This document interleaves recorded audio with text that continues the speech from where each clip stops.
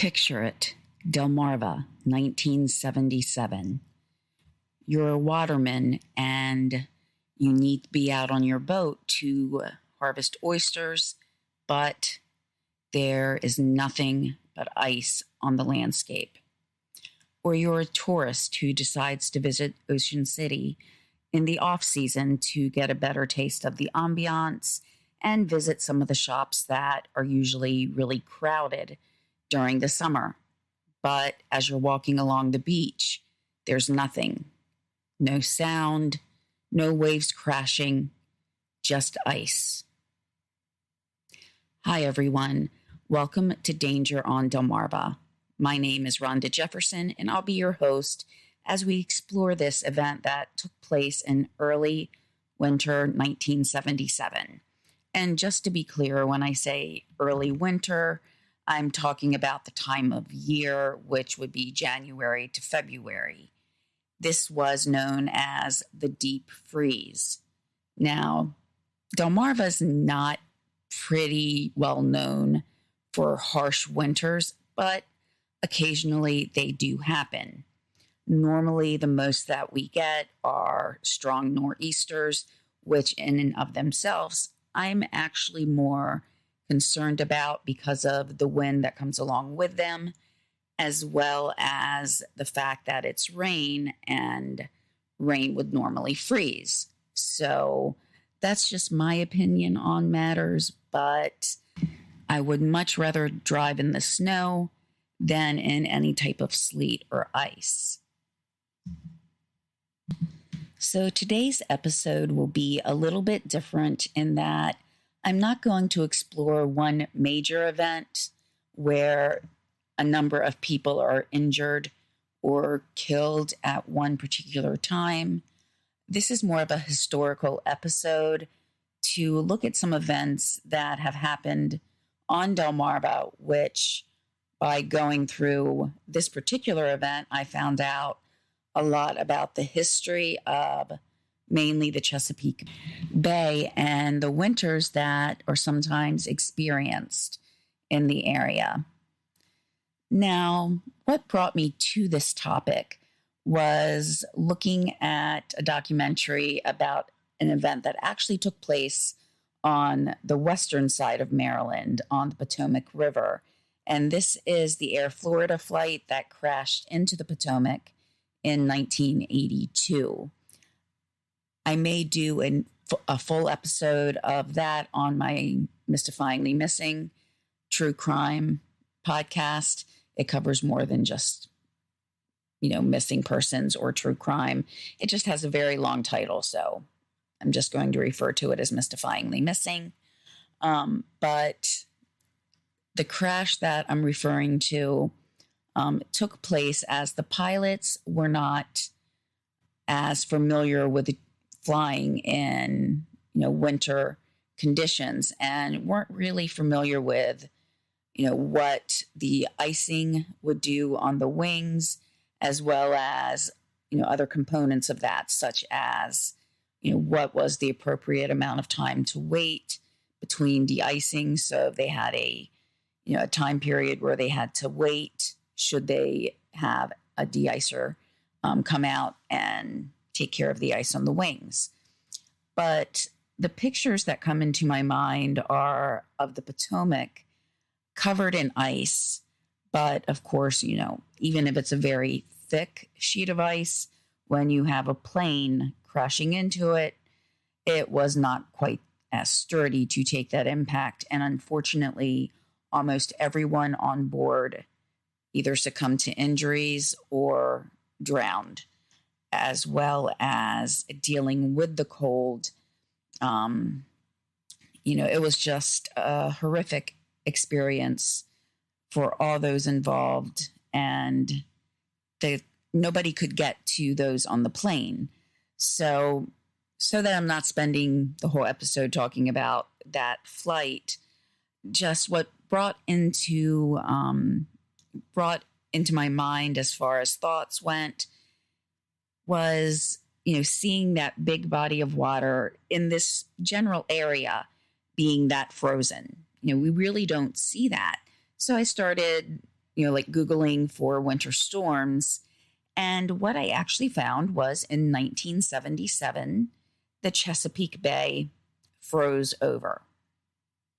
And the Potomac actually, it's one of the rivers that is fed by the Chesapeake Bay. So that actually had a correlation to what I was looking into. But the Chesapeake Bay has not just frozen over in 1977. There has been at least 7 different instances that are known where the bay has frozen over. So these are just, events that we've seen in recent history where it's been recorded that it froze over. This is not going back hundreds of years before then. The area does experience what many will call a deep freeze or severe freeze about once every century, even though that's kind of debatable as the dates of some of the events seem to be happening less than once a century. But I did find reference to 1780, 1899, and 1977, of course.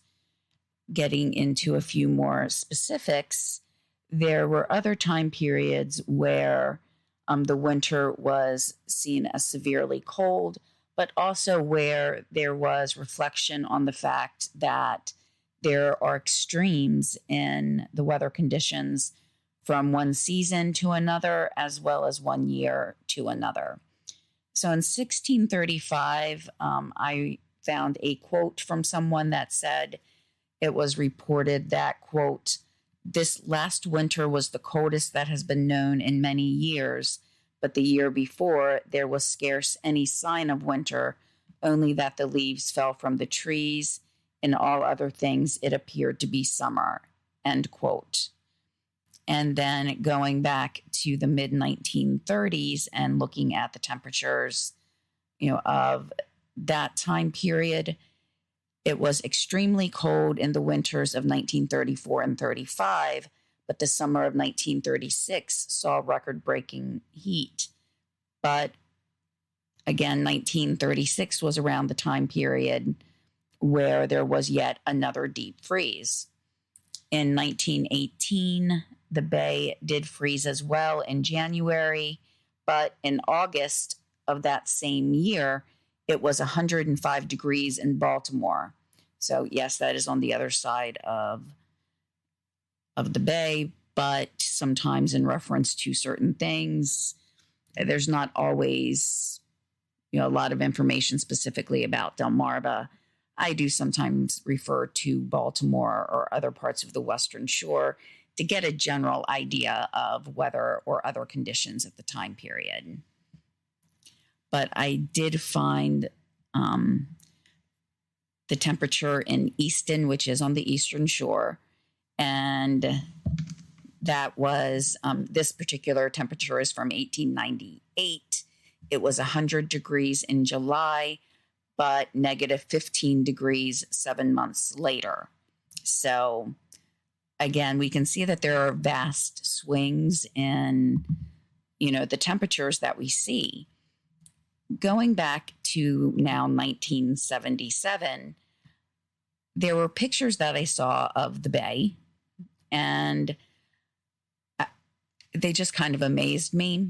So before I get too much further into those, I do just want to go over a few things that I normally cover at the beginning of each episode. One is the topics that I do cover may sometimes include discussions of injury, death, or harm to others. While I won't have many specific cases in this particular episode, it is overall something that occurs in most episodes or events that I cover.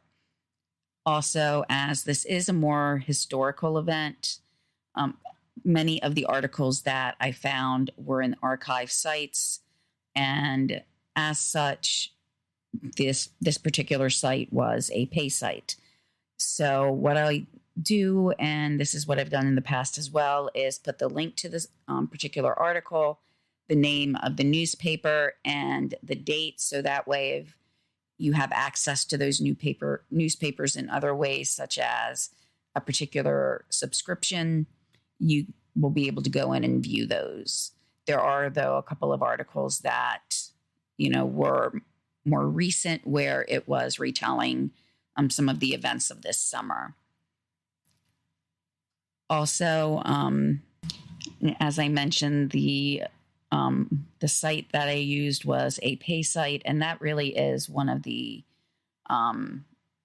sites that I use quite often. And also, there are sometimes other expenses occurred, not as much with this particular episode, but in other types of research or just upkeep in terms of equipment, the podcast hosting site.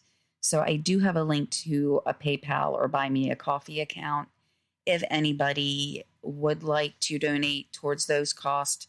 I definitely don't expect it, as I'll continue to, do these episodes, but there may sometimes be periods of time then where I might not be referring to the pay site that I normally use or any of the other sites, that I may come across where, unfortunately, even though everything's electronic, we need to incur a cost to go onto those sites or get that information.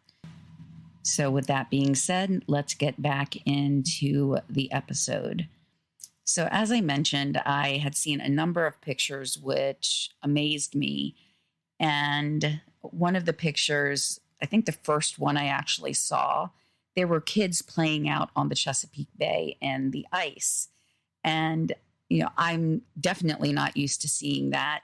Even the much smaller rivers or bodies of water around where I live, even little ponds, don't normally freeze over.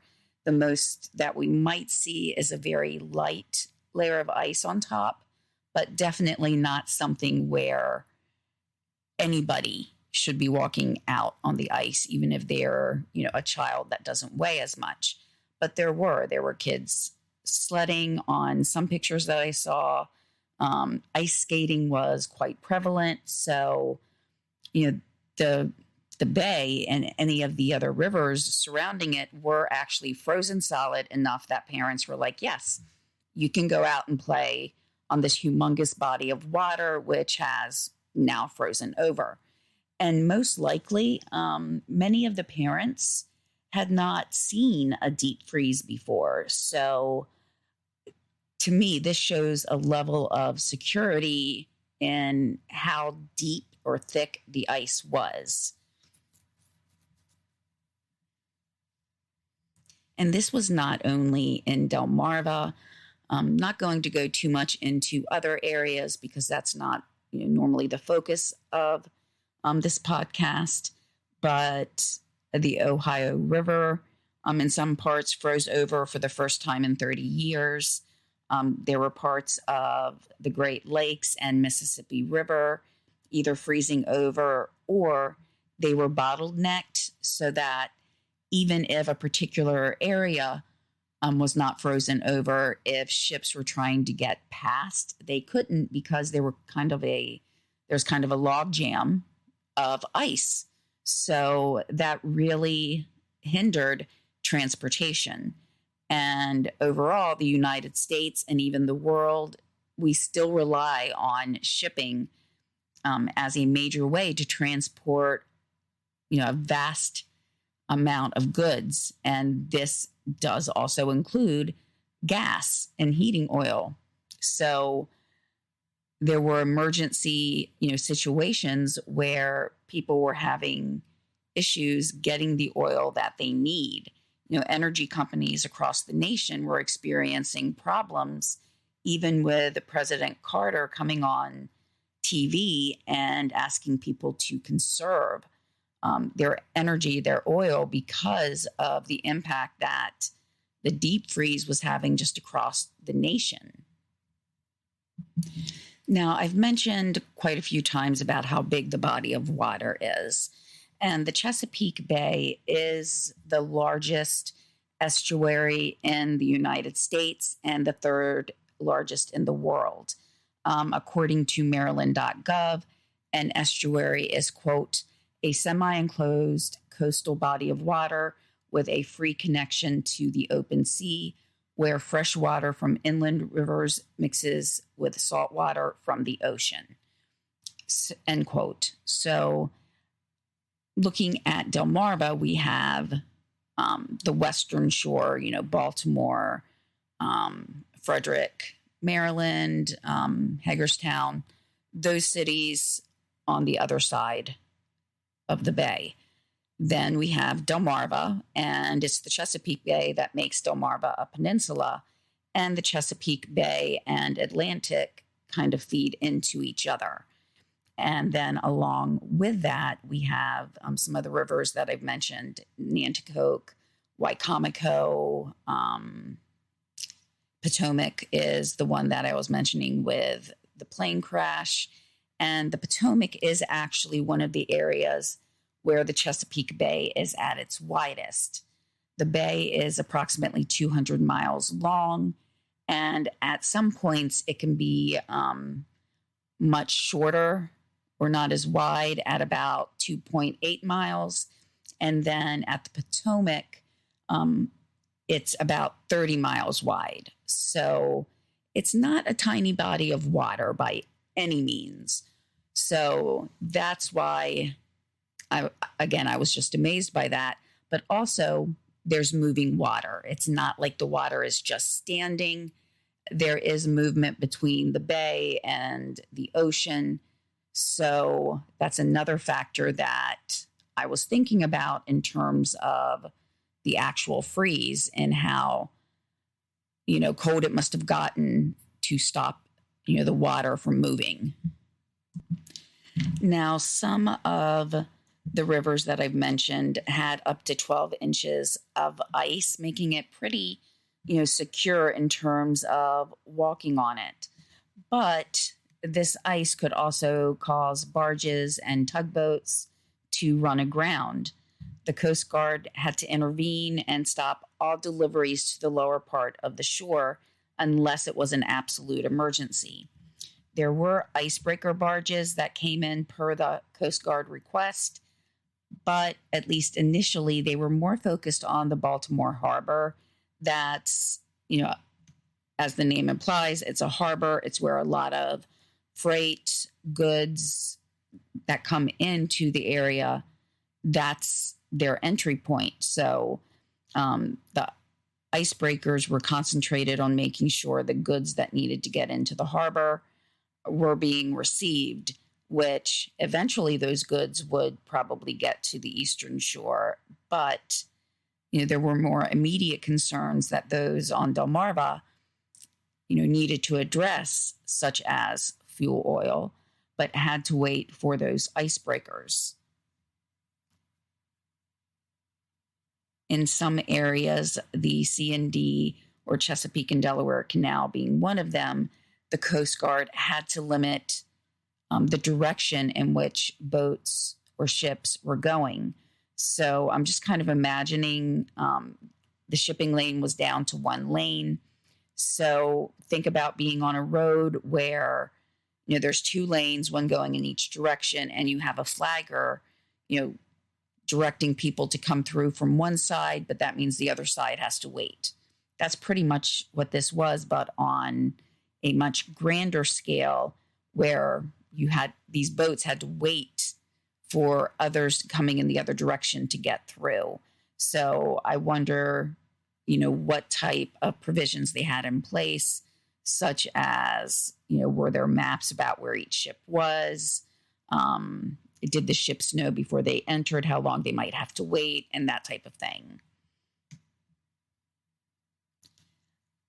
Now, something that had an impact on some of the ships that were in the area were buoys. And, I think buoys are something that we see out on the water and don't necessarily think about too much in regards to what they actually do. But they are out there for navigation, to give warnings, where things, where the water might be more shallow, if there's any sandbars or things like that. But some of the buoys actually got so cold that they, for lack of any better term, exploded. And that means they sunk. Others were actually moved away from where they would normally be. And this led to some barges actually running aground. Of most concern for a couple of different reasons, the ATC 185 was an oil barge, and that ran aground in Tangier Sound. There was also another barge named the Interstate 17, as well as the tug that was escorting it in, named the Quaker.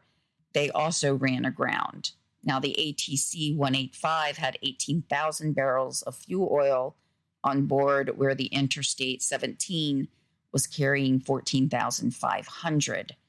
The ice that surrounded these ships were up to 9 inches thick in some places. And with them running aground, there was kind of a twofold danger.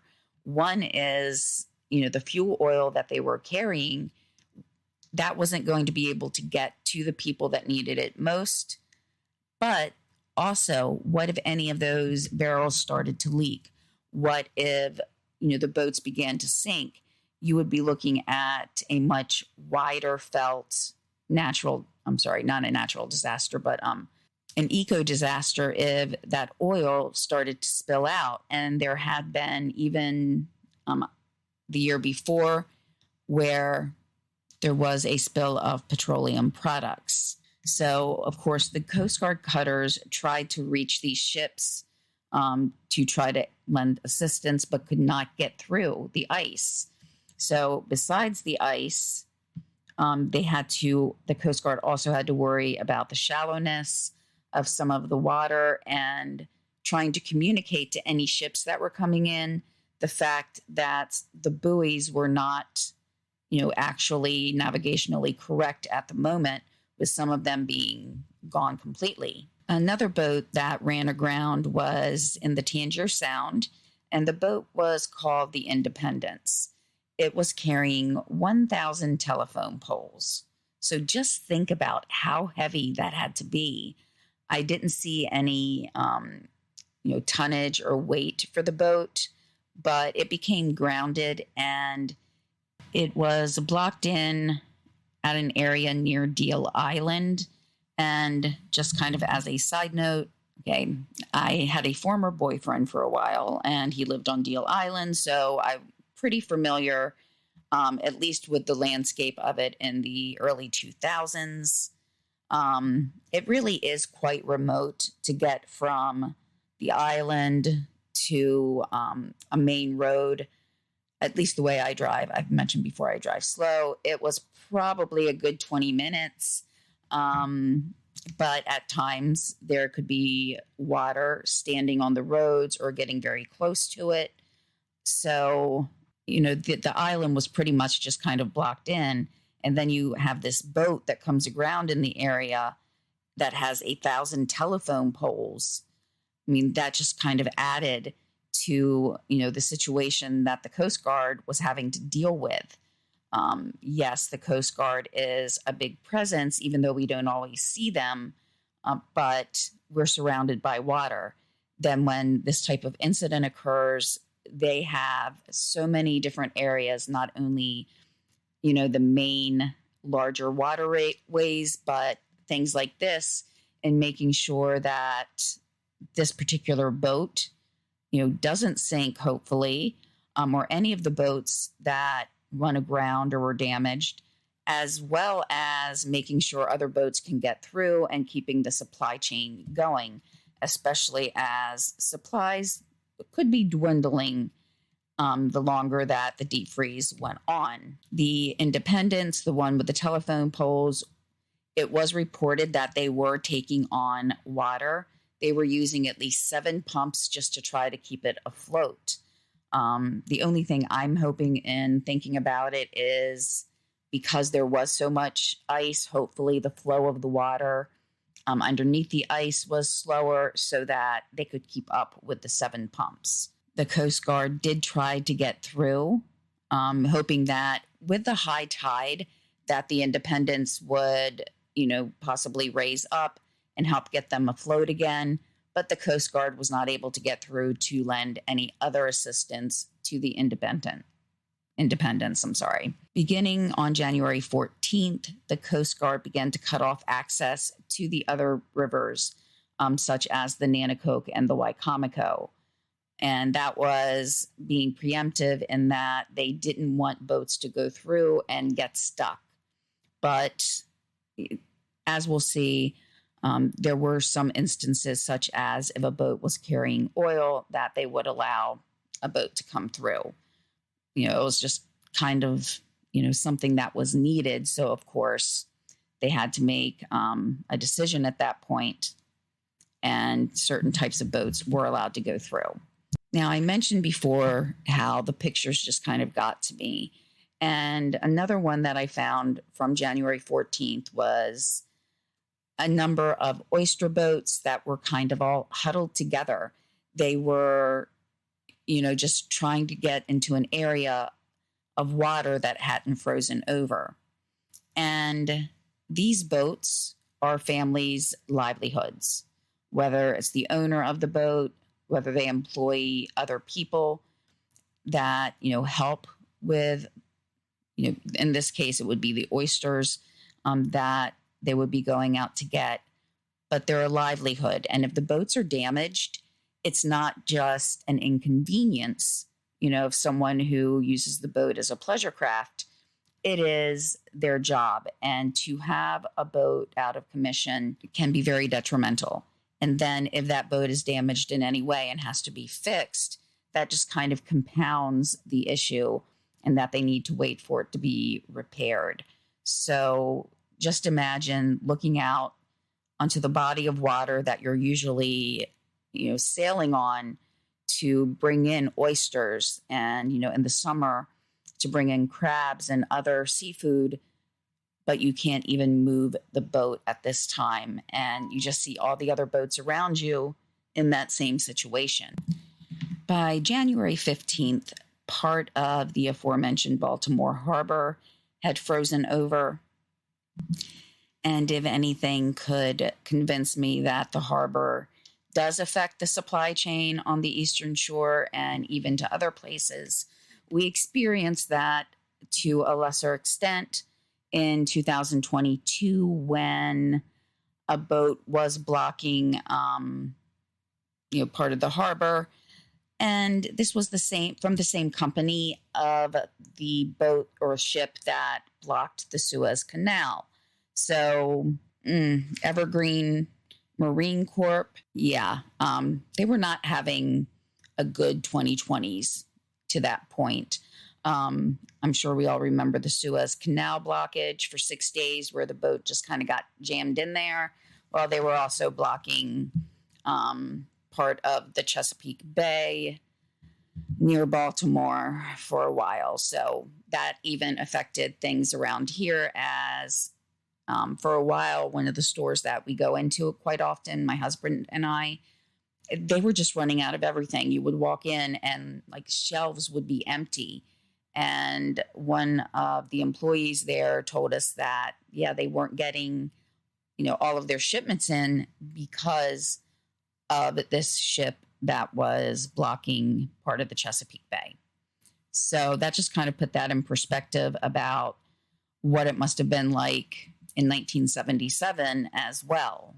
Something interesting that I saw from an article from January 16th was about the use of equipment called bubblers. Now, just when I saw that name, I had a feeling of what it was going to be, and it was, in fact, what I thought. How I've been mentioning the movement of water in marinas. Some marinas were using this equipment called bubblers that would basically move the water around, with the term bubblers, being used to show that the water was bubbling up. So unfortunately, it could not be used on more of a large scale usage. There was no way to put that many bubblers across the C&D Canal or in the Chesapeake Bay. But at least in terms of some of the boats that were anchored in the marina or tied up in a marina, some were using these bubblers to help keep the ships safe. So, hopefully that had a positive impact, especially for those who use their boats as their livelihood.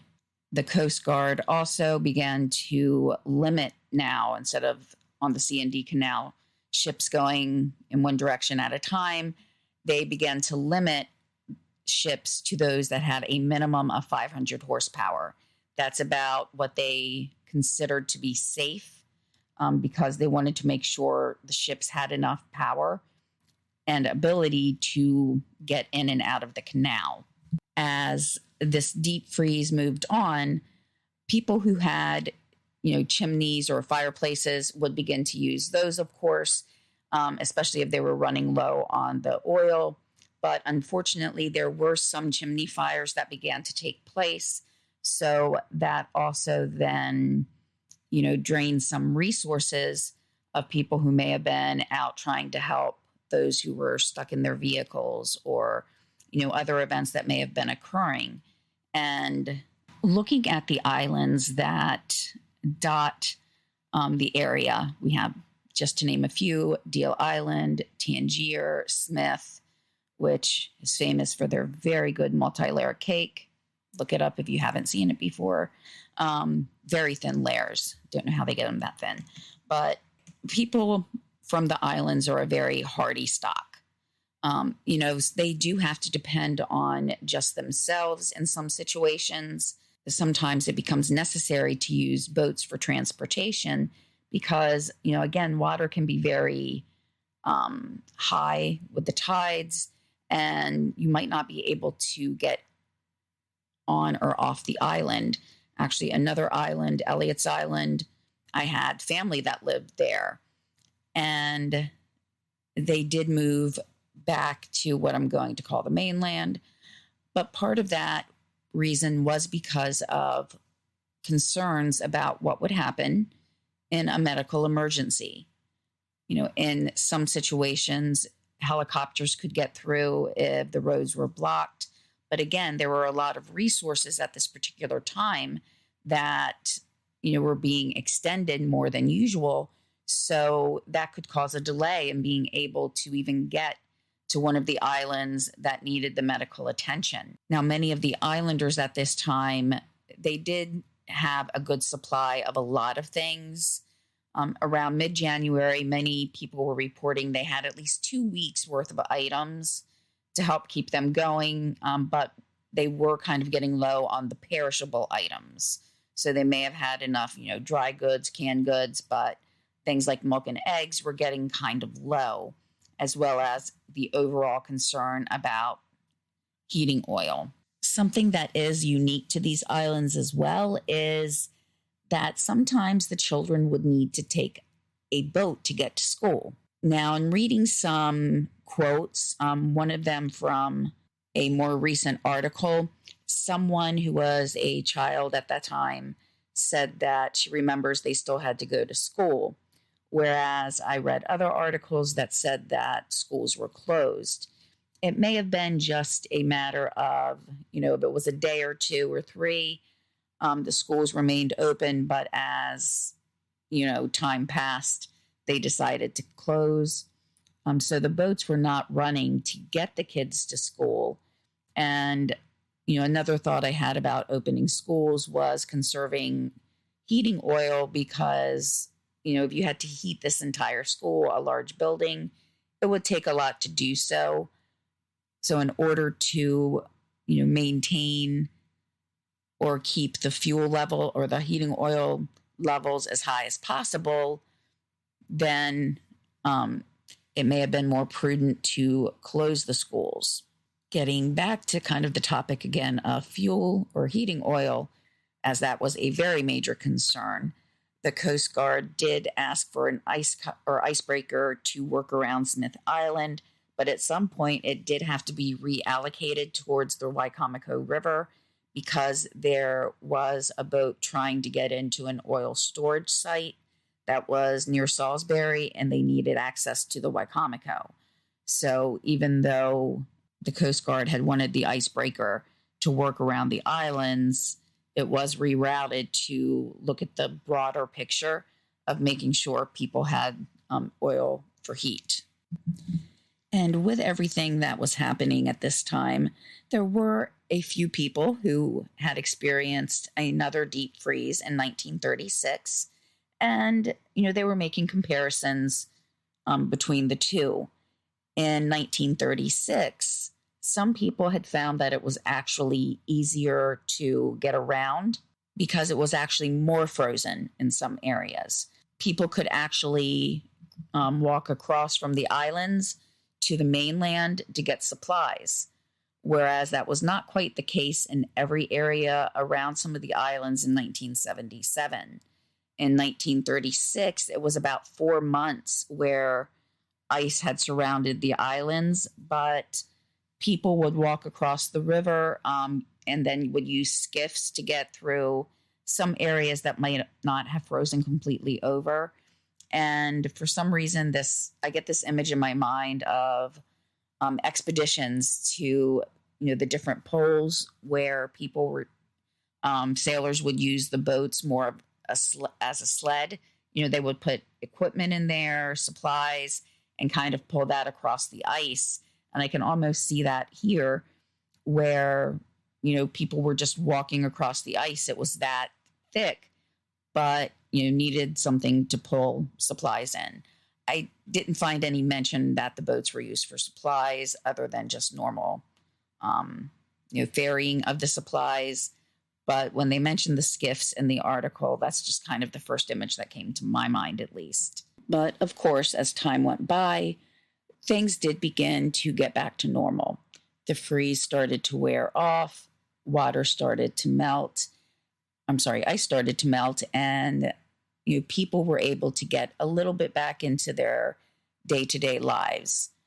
There were people, I'm sure, that had to worry about getting their boats repaired if there had been any damage from the ice. Oyster prices had gone up to $10 a bushel, which is about $50 now, and that was considered to be extremely high at the time. Environmental concerns would be making sure wildlife were taken care of, those that had been injured, as well as looking at the environmental impact of any of the oil tankers or any of the boats that may have leaked oil into the waterways. And while I could not find any numbers on, the number of deaths that may have been attributed to the deep freeze, whether it be to car accidents or something I could find unimaginable, somebody freezing to death, either because of a car accident and being trapped or not having enough oil in their home, because, of course, the prices would have gone up for oil as well. The only numbers I found is one mention of a car accident on Delmarva and in an article from Ohio about a man who perished in his home because of the cold. So I'm sure there were others that I didn't see in any articles or that weren't specifically mentioned. But those, again, are some of the things we may not think about. The fact that somebody actually would die not that long ago, but we still see it today, whether it's not having, the funds to pay for oil right then and there, so you have to kind of put it off, but then something like this happens. Or afterwards, from an event like this, the prices may go up. So these are things, again, that we don't think about all the time, but in a matter of days that could change and people are put in this situation. To end on kind of a coincidental note, and this is a little more light as compared to some of the other parts of this story. A few episodes ago, I went over a train crash where there was also a lot of mention in newspaper articles about other trains going to the inauguration. This was in the early 1900s. In looking through articles about this, and this is going to Pennsylvania, so I apologize, but Again, it just kind of showed how cold it was. A band was set to play in the inauguration, but they were concerned because they were worried that their instruments would be too cold. And it's not something you would necessarily think of right away. But thinking back, I played clarinet, and we didn't really have a big marching band or anything like that at my school. But, I can remember, some of the times we did march and say the Christmas parade that, yeah, the keys could get cold. And that could also then mean it would affect the timbre of the instrument, especially if it was a metal instrument. So, again, something that I wouldn't necessarily have thought of right away, but this is something that, a high school band dreams of, being able to go to an inauguration and play. And now people were concerned about not only being able to get there safely and making sure they could get around okay, but would their instruments even work once they got there and work properly so that, nothing was off key. So I just did find that a little coincidental, that in two stories kind of close together, I found articles about the inauguration. And, again, just something interesting I found. I don't know if anybody else finds it interesting, but I did. So I want to thank everybody for sticking in with me on this episode. I do have most of the research done for a couple of other episodes. I just need to kind of put everything into a logical order before I get those recorded. Sometimes it's not a matter of being able to do the research that causes me to sometimes be a little late getting an episode up. It's actually having the time where things are quiet, where I can record so that you're not hearing, the kids yelling in the background or my husband, who tends to be very loud. That's just his natural talking voice. And sometimes I've even heard him from the other side of the wall. So this summer, I am not sure what the schedule will be like, but I've said this before, and I really do try to get a little bit ahead so that even if there is a time period where, I may not be able to record that week, I'll still have episodes that I've recorded to upload. So with that, again, I just want to thank everybody for listening. And, if you can, please share the podcast or leave a comment or a rating if your platform allows that to kind of get the podcast out there. If you do have any suggestions for a case, Facebook Messenger is probably the quickest way to get to me as far as a particular case. I do try to just scan through newspaper articles, especially some that are more archived, because those cases are completed and we have more information. So I do scan through those to try to get ideas. But if anybody has, something specific that they may know about that I, haven't covered yet, please let me know. And I'll talk to everybody soon. Thanks.